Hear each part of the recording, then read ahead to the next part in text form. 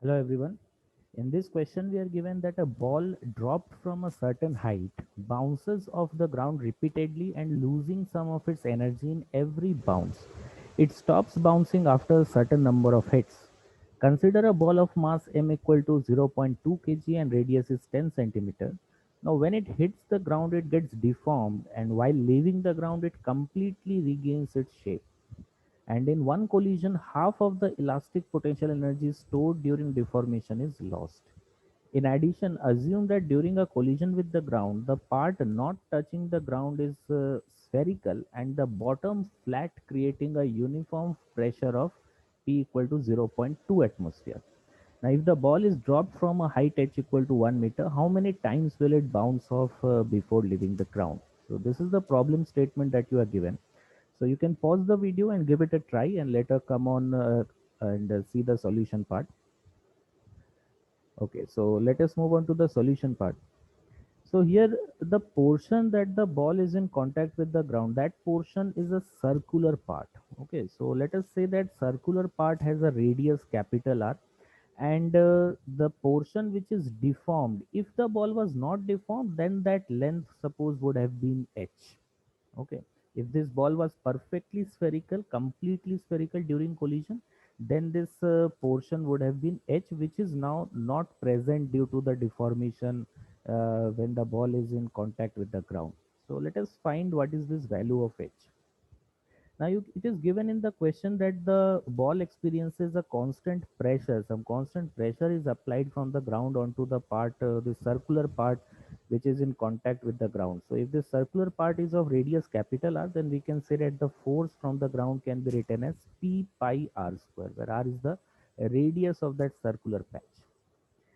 Now, from simple Pythagoras, I can say that the value of h must be equal to this total length, which is small r, subtracted by this length. Okay, this length is simply small r square minus capital R square under root. So I can subtract small r and these terms over here. I'll get the value of capital H. Now, one more thing we can say that during collision, since the ball is not moving in vertical direction, at one instant when it is in equilibrium, it will come to instantaneous rest. At that time, I can say that the net vertical force on this ball must be zero. So the weight of the ball, which is mg, must be balanced by this force that this ball experiences from the ground. So the mg force must be balanced by p pi r square. So from here I can get the value of r square, where capital R is again the radius of this patch, circular patch that the ball makes on the ground when it comes in contact with it. So this r square is mg by p pi. So I am putting this value of r square in equation 1. So once you take small r to be common, you will end up with this expression over here. Now the value of mg I have considered as 10. The pressure is given to you, radius of the ball is given to you. If you substitute these values, you will find that this term mg by p pi r square is much smaller compared to 1. So binomially you can expand this expression and you will end up having the value of h to be mg by 2 p pi r. Okay, so this will be the approximate value of capital H. So we are given over here in the problem statement, you can see that in one collision, half of the elastic potential energy is lost. So if half of the elastic potential energy is lost, then in every jump, the height of the jump will be reduced by a factor of 2 compared to the previous jump. Okay, so if the ball was released from a height h, so after first jump it will bounce back to a height h by 2. In the second jump it will bounce back to h by 2 square and so on. So I can say that in nth jump the bounce, the height that this ball will bounce up to is h by 2 raised to the power n. So this n represents the nth bounce. So we need to find the condition on n for which this ball will be bouncing. Now, what is the meaning of bouncing? So, obviously, if the ball is bouncing, it must leave contact with the ground. Okay.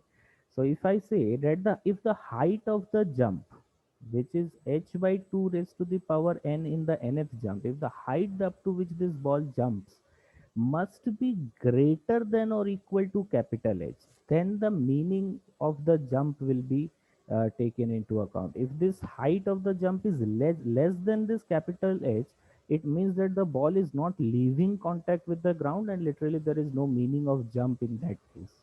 So if the ball is jumping, it means that this term h by 2 raised to the power n must be greater than, or the critical condition just equal to capital H. So from here I can say that h by 2 raised to the power n must be greater than mg by 2p pi r. So this will be the expression which will give you the value of small n, which will represent the number of bounds that this ball can undertake.